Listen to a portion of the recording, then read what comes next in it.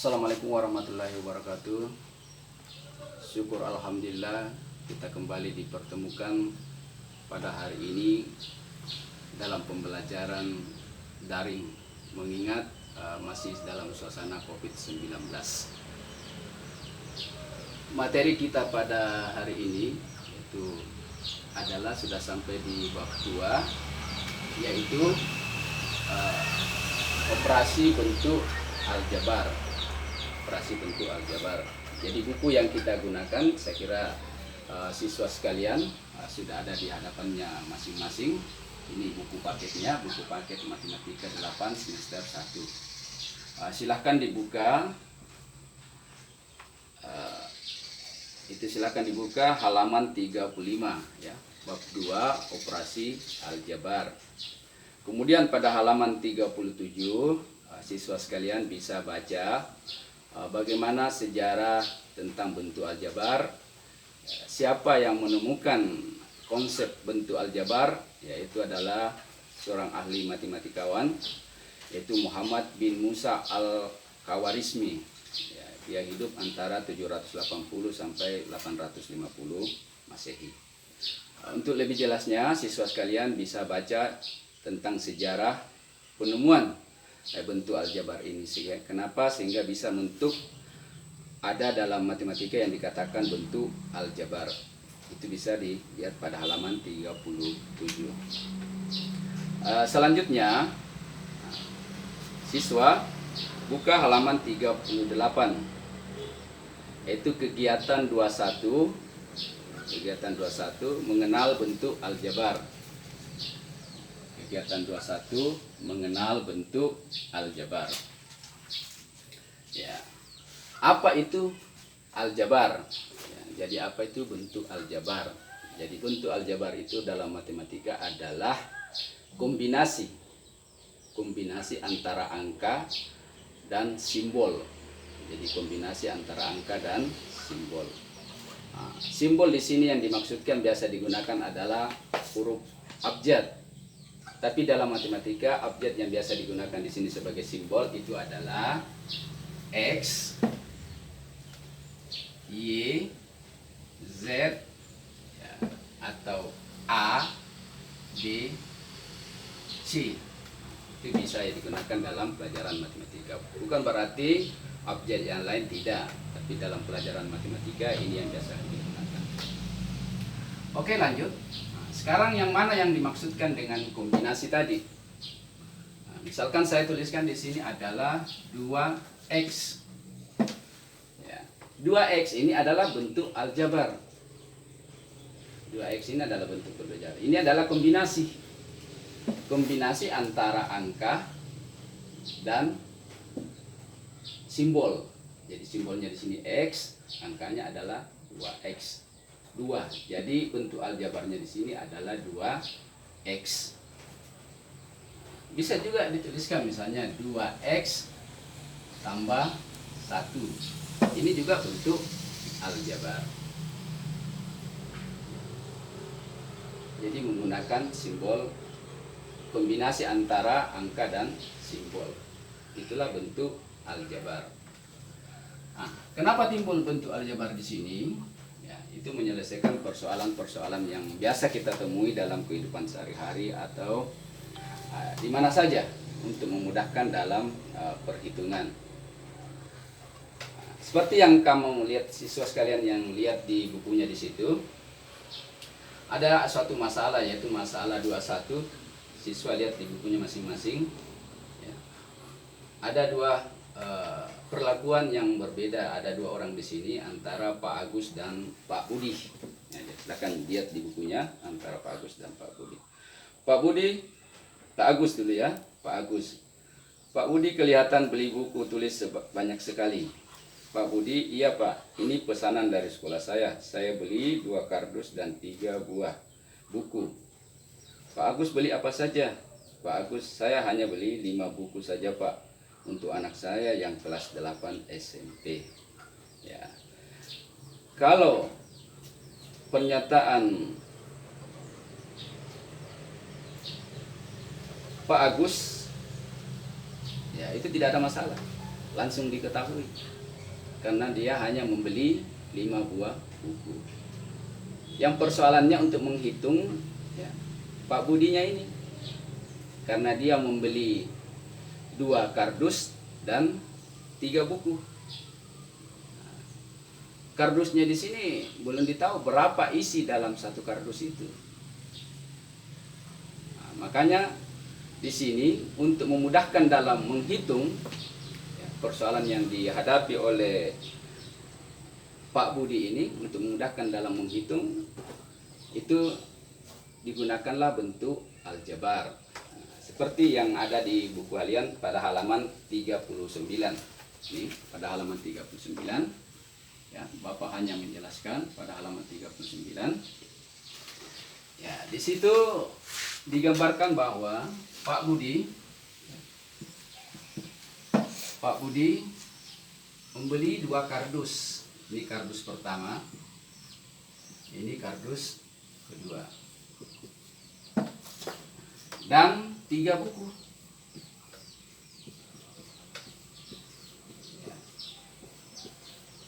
Ini buku.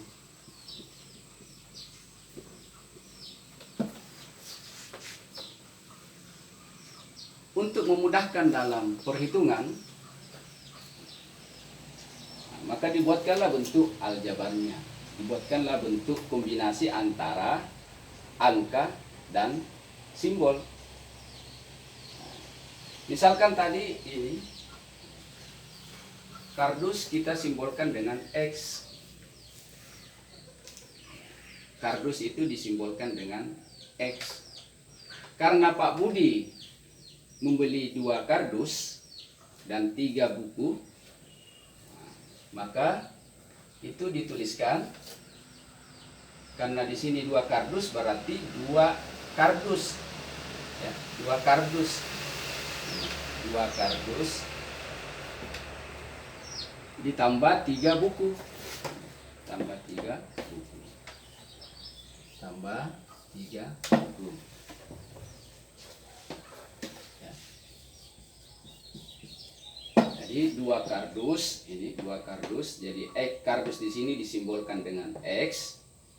Karena Pak Budi membeli 2 kardus, nah maka ditulis 2 kardus dan 3 buah buku, tambah 3 buku. Maka bentuk aljabarnya adalah 2 kardus disimbolkan dengan X. Kardus disimbolkan dengan X, maka ditulislah 2X tambah 3. Tambah 3. Ya. Inilah yang dikatakan bentuk aljabar. Inilah yang dikatakan bentuk aljabar. Nah, apa kegunaannya bentuk aljabar di sini? Ini memudahkan dalam perhitungan. Ini memudahkan dalam perhitungan. Karena boleh jadi kardus ini isinya kita tidak tahu, tergantung penjualnya. Kalau misalnya penjualnya mengatakan 1 kardus itu isinya sama dengan 5, di sini mudah menghitung berapa total buku yang dibeli Pak Agus kalau dia membeli 2 kardus. Ya. Jadi misalkan ya, kita misalkan seperti contoh yang ada di bukumu di situ, ya, seperti yang ada di buku. X menyatakan banyaknya buku yang ada dalam kardus, disimbol dengan X. Ya. Jadi misalkan buku yang ada dalam kardus ya, X, misalnya 10, artinya satu kardus isinya 10. Berapa buku yang dibeli Pak Budi? Ya, berapa buku yang dibeli Pak Budi? Ya, maka kembali lagi bentuk aljabarnya dituliskan. Kembali bentuk aljabarnya adalah 2X tambah 3. Maka pertanyaannya sekarang, berapa buku yang dibawa oleh Pak Budi jika dalam satu kardus itu jika dalam satu kardus itu isinya 10. Maka buku yang dibawa oleh Pak Budi adalah, tulis bentuk aljabarnya 2x tambah 3. Bentuk aljabarnya tulis dulu 2x tambah 3. Satu kardus isinya 10. Berarti 2 kali 10 tambah 3. Maka buku yang dibawa Pak Budi, itu ada 23 buah. 2 kali 10 tambah 3. Maka buku yang dibawa Pak Budi pulang itu ada 23. Jadi satu kardus, dimisalkan satu kardus isinya 10. Nah, contoh kedua, bagaimana seandainya satu kardus itu isinya 15? Kita lihat di bukunya, bagaimana seandainya isinya kardus itu sama dengan 15. Kalau satu kardus isinya 15, jadi ini tadi yang di atas ya. Satu kardus isinya 10 buku. Nah, bagaimana kalau satu kardus isinya 15 buku? Jadi ada 15 buku di dalam. Berapa total buku yang dibawa Pak Agus pulang? Nah, kembali cara seperti tadi. Ya. Maka tulis bentuk aljabarnya 2x tambah 3. Itu berarti 2 kali 15 tambah 3. 2 kali 15 sama dengan 30 tambah 3. Nah, berarti yang dibawa pulang Pak Budi adalah 33. Oke, sudah jelas. Bapak ulangi lagi ya. Ini ada 2. Jadi di situ ada banyak contoh di bukumu itu sampai bagaimana kalau isi kardus itu isinya 50. Maka buku yang dibawa pulang oleh Pak Agus itu adalah 103 buah. Bapak ulangi kembali untuk lebih jelasnya ya. Jadi dari persoalan yang ada pada Pak Agus ini ya, membeli 2 kardus ya, ditambah 3 buku. Kardusnya ini kita belum tahu berapa isinya. Nah, karena belum tahu berapa isinya satu kardus, maka kardusnya itu disimbolkan dengan X. Ya, disimbolkan dengan X. Ya. Karena 2 kardus yang dibeli, maka dituliskan di sini 2 kardus tambah 3 buku. Berarti 2 kardus kita simbolkan dengan X. Jadi 2X tambah 3. 2X tambah 3 inilah yang dikatakan bentuk aljabar. Inilah bentuk aljabar. Nah, di sini digunakan bentuk aljabar ini memudahkan dalam perhitungan. Nah, misalkan satu kardus isinya 10 buah buku. Satu kardus isinya 10 buku. Nah, jadi misalkan X itu sama dengan 10. Artinya satu kardus ini isinya 10 buku. Berapa buku yang dibawa pulang oleh Pak Budi? Kalau dia membeli 2 kardus, satu kardus isinya 10, nah, maka ditulis dari sini bentuk aljabarnya tadi, memudahkan dalam perhitungan. Yaitu 2 dikali 10 tambah 3. 2 kali 10 sama dengan 20 tambah 3 sama dengan 23. Jadi jika isinya satu kardus itu tadi sama dengan 10 buah buku di dalam, maka buku yang dibawa pulang oleh Pak Budi adalah 23 buah. Bagaimana seandainya satu kardus itu isinya 15 buku? Tentu kita misalkan saja. Isinya 15 buku satu kardus ini, satu kardus isinya 15 buku. Maka disimbolkanlah di sini X itu sama dengan 15. Artinya 15 buah. Berapa total buku yang dibawa pulang Pak Agus jika isi satu kardus 15 buku? Maka ditulislah dulu bentuk aljabarnya tadi 2x tambah 3. Berarti 2 kali 15 tambah 3, 2 kali 15, 30 tambah 3 sama dengan 33. Jadi buku yang dibawa pulang oleh Pak Budi, jika isinya satu kardus, itu sama dengan isi satu kardus sama 15 buah buku, maka buku yang dibawa pulang oleh Pak Budi itu sama dengan 33.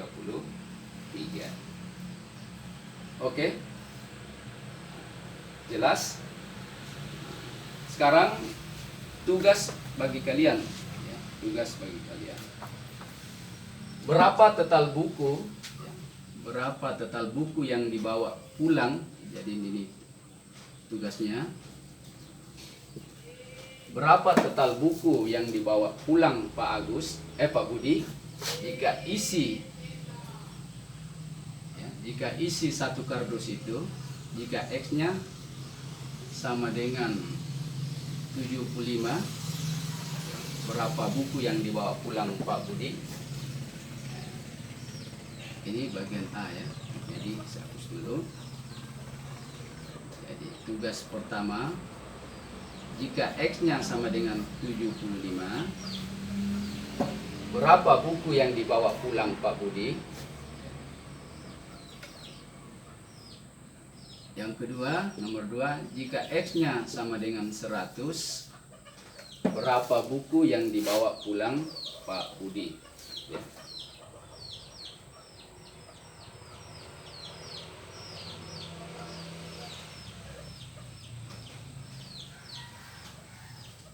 Ya. Oke.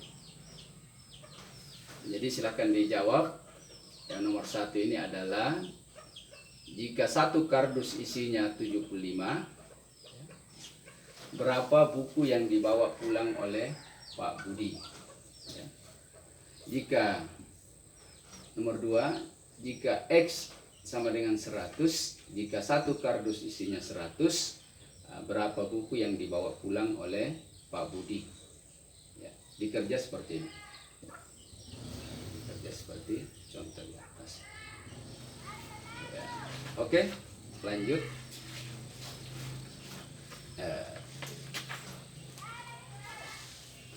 Dalam bentuk aljabar ini,